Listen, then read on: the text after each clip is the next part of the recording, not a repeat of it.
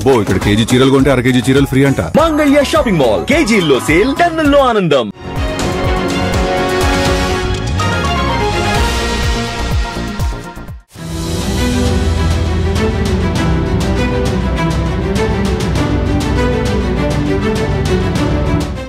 దారిన పోయే కంప కాలికి చుట్టించుకోవటం అంటే ఏంటంటే కేటీఆర్ దానికి మంచి ఎగ్జాంపుల్ అని చెప్పవచ్చు. చేసే ఫైట్ ఏదో రేవంత్ రెడ్డి మీద చేయక వాళ్ళని వీళ్ళని కలిపేయటం అలవాటైపోయింది ఆయనకు. పైగా ప్రాస కోసం పాకులాడుతూ పంచుల కోసం ప్రయాసపడుతూ డైలాగులు వదిలేయటం ఫస్ట్ నుంచి ఉంది. అదే ఇప్పుడు కొంప ముంచింది. బీజేపీతో బీఆర్ఎస్ అనే దాన్ని తిప్పికొట్టాలనుకున్నాడో ఏమో. బీజేపీ ఎంపీ సీఎం రమేష్ పేరు చెప్పి మరీ రేవంత్ రెడ్డిపై ఆరోపణలు చేశాడు. ఆయనకు 1600 కోట్ల కాంట్రాక్ట్ ఫ్యూచర్ సిటీ రోడ్డు కోసం ఇచ్చేశాడని ఆరోపించారు. అది కూడా కంచె గచ్చిబౌలి భూముల వ్యవహారంలో సీఎం రమేష్ హెల్ప్ చేశాడని, అందుకే ఇది ఇచ్చారని చెప్పాడు. ఈ మొత్తం భూముల అమ్మకము, ఈ మొత్తం భూములు గిరివి పెట్టి 10,000 కోట్లు ఏదైతే దొంగతనంగా తెచ్చిండ్రో, అలా 2 చెరువులు ఉంటే చెరువులను కూడా తాకట్టు పెట్టి తెచ్చిండ్రో, ఈ లుచ్చా పని వెనకాల ఉన్నాడు ఒక బీజేపీ ఎంపీ అని చెప్పిన. పేరు చెప్పురు సార్ అని మొత్తం ప్రెస్ వాళ్ళు అడిగారు. నేను పేరు చెప్పా, వాడు దొంగ, ఇప్పుడు దొంగతనం సగంలో ఉన్నాడు, దొంగతనం అయినాక మీకు చెప్తా అని చెప్పిన. దొంగ నిన్న బయటపడ్డాడు. సీఎం రమేష్ అనే ఒక బీజేపీ ఎంపీ, ఆయనకు నిన్న ఈ ముఖ్యమంత్రి రేవంత్ రెడ్డి గారు ఆ లుచ్చా పనిలో కంచె గచ్చిబౌలి భూములను తాకట్టు పెట్టే లుచ్చా పనిలో సహకరించినందుకు ఆయనకు నిన్న 1665 కోట్ల కాంట్రాక్టు ఫ్యూచర్ సిటీ అట. ఎవరి ఫ్యూచర్ కోసం నాకైతే తెలియదు. ఫ్యూచర్ సిటీ అట. ఆ ఫ్యూచర్ సిటీకి రోడ్ వేస్తున్నట. ఆ రోడ్డు 1665 కోట్ల రూపాయలతో వేస్తున్నట. దానికోసం బీజేపీ ఎంపీకి కాంగ్రెస్ ముఖ్యమంత్రి గారు మరి అవార్డు చేసిండ్రు, ఆయనకి ఇచ్చిండు కాంట్రాక్ట్. నేను అడుగుతున్నా, ఇది అక్రమ సంబంధం కాదా? మరి సీఎం రమేష్ ఊరుకుంటాడా? అసలే ఆయన స్ట్రైట్గా తిట్టేస్తాడు. ఆయనతో కథ మామూలుగా ఉండదు. ఇక ఆయన రంగంలోకి దిగిపోయాడు. కాంట్రాక్ట్ సీఎం ఇస్తాడా? దానికి పద్ధతి ఉండదా? ఆ పద్ధతి ఫాలో అయ్యారా లేదా? పైగా రిత్విక్లో నేను డైరెక్టర్ని కాదు అన్నాడు. అసలైతే రిత్విక్ సంస్థ సీఎం రమేష్దే, కాకపోతే టెక్నికల్గా ఇప్పుడు ఆయన అందులో అయితే లేడు. ఇక అంతటితో ఆగలేదు సీఎం రమేష్. నువ్వు తిట్టుకునేది ఏదో రేవంత్ను తిట్టక నా జోలికి ఎందుకు వచ్చావు? నీకు నేను చేసిన హెల్ప్ మర్చిపోయావా?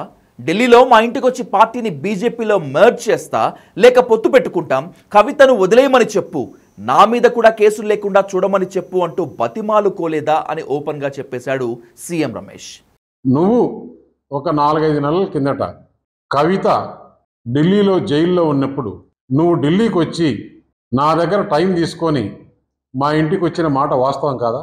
ఇంట్లో సీసీ కెమెరాలు ఉన్నాయి, నేను తీసి మీడియాకి ఇస్తా, నువ్వు ప్రెస్ మీట్ పెట్టి దీనికి సమాధానం చెప్పు. మా ఇంటికి వచ్చి ఏం మాట్లాడినారు? మేము చేసిన అవినీతి అన్నీ కూడా ఈడీ సిబిఐ రాకుండా, లేకుంటే కవితను బయటికి వదిలేదానికి ఏర్పాటు చేయండి, మేము బీఆర్ఎస్ పార్టీ దేనికైనా సిద్ధం, మేము బీజేపీలో మెర్జ్ చేయాలన్నా కానీ బీజేపీతో అలయన్స్ పెట్టుకోవాలన్నా కానీ దేనికైనా సిద్ధం అంటే. ఇప్పటికే కవిత తన లెటర్తో ఆ విషయాన్ని బయటపెట్టింది. ఇప్పుడు సీఎం రమేష్ అదే విషయం అథెంటిక్గా చెప్పేస్తున్నాడు. పైగా కేంద్ర మంత్రిగా ఉన్న బండి సంజయ్ కూడా అవును, ఈ విషయం మాకు మోదీ గారు కూడా చెప్పారన్నాడు. అంటే బీఆర్ఎస్ను బీజేపీలో కలిపేయడానికి సిద్ధపడింది నిజమేనా అనే చర్చ గట్టిగానే నడుస్తోంది. పైగా బీజేపీ రిజెక్ట్ చేసిందనేటువంటిది మరింత దారుణమైన విషయం. అక్కర్లేదు అని చెప్పారంటే కమల దళానికి వారి వ్యూహం వారికేదో ఉందని అర్థమైపోతుంది. ఇక సీఎం రమేష్ అయితే ఇంకా చాలా విషయాలున్నాయంటూ తుమ్మలను ఎందుకు వదిలేసుకున్నారు అంటే కమ్మకులాన్ని తిడుతున్నాడు అంటూ మాట్లాడాడు కేటీఆర్ అని ఆ ఎపిసోడ్ బయట పెట్టాడు. ఎందుకు నేను వచ్చినప్పుడు అడిగా, ఎందుకు మీరు రాజకీయంగా కరెక్ట్గా పోవట్లేదు, మంచి మంచి నాయకులందరినీ పోగొట్టుకున్నారు, తుమ్మల నాగేశ్వరరావు అటువంటి నాయకుడిని ఎందుకు మీరు దూరం చేసుకున్నారు, ఈరోజు ఇంత బాధపడుతున్నారు అని చెప్తే ఏం మాట్లాడావు? చంద్రబాబు నాయుడు కమ్మని మేము దగ్గరికి తీయం, మాకు కమ్మ నా కొడుకులు అవసరం లేదు నేను చెప్పా. ఎందుకు కొంచెం నోరు తగ్గించుకొని మాట్లాడు. రెడ్లను నమ్మాం, రెడ్లను నమ్మితే గవర్నమెంట్ పోయిన మరుసటి రోజే పోయారు, వారిని కూడా తిట్టావు, కమ్మోడిని తిట్టావు. ఎందుకు ఇట్లా చేస్తున్నావు? రాజకీయాల్లో నువ్వు లాంగ్ టర్మ్ ఉండాలనుకుంటే ఇట్లా మాట్లాడడం కరెక్ట్ కాదని హితబోధిస్తే, లేదు రేవంత్ రెడ్డిని చూసి రెడ్లు పోయారు, చంద్రబాబు నాయుడు చూసి కమ్మోళ్ళు పోయారు, మాకు మిగిలింది జగన్మోహన్ రెడ్డి ఒక్కడే అని చెప్పేసి ఆ రోజు మాట్లాడారు. మొన్నటి ఎన్నికల్లో బీఆర్ఎస్కు ఓట్లు గట్టిగా పడింది వాళ్ళున్న ప్రాంతాల్లోనే. కాకపోతే వేరే కులాలు ఉన్నా కూడా ఆర్థికంగా డామినేటింగ్ కులం అక్కడ కమ్మ వాళ్ళది. ఇప్పుడు సీఎం రమేష్ బయటపెట్టిన విషయంతో ఇక వాళ్ళు బీఆర్ఎస్కు చేయటం అనేటువంటిది చాలా కష్టమైన విషయంగా మారిపోయింది.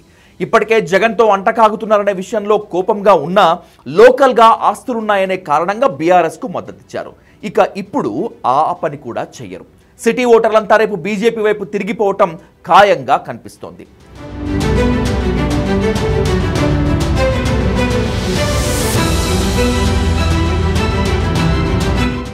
ఇంకేం విషయాలు బయటకు వస్తాయో కానీ సీఎం రమేష్ మామూలుగా షాక్ ఇవ్వలేదు. కేటీఆర్ ఎంత ఖండిస్తున్నా డైవర్షన్ అంటున్నాడే కానీ నేనలా అనలేదని మాత్రం చెప్పుకోలేకపోతున్నాడు. అంతకుముందు బీఆర్ఎస్కు మళ్ళీ ఊపు వస్తుంది అనుకున్న ఈ టైంలో కవిత సంక్షోభం వచ్చింది. అది సర్దుకుపోతుందా లేక బయటకు పోతుందా ఇక లెక్క చేయరనుకుంటున్నటువంటి ఈ టైంలో సీఎం రమేష్ ఈ కథలన్నీ బయట పెడుతున్నాడు. ఓ పక్కన కాంగ్రెస్ సర్కార్పై వ్యతిరేకత ఉంది అనుకుంటున్నా అది బీఆర్ఎస్ వైపుకు మళ్ళుతుందా లేక ఇలాంటి ఎపిసోడ్స్ వల్ల బీజేపీ వైపుకు వెళ్ళిపోతుందా అనేది అర్థం కాకుండా పోయింది.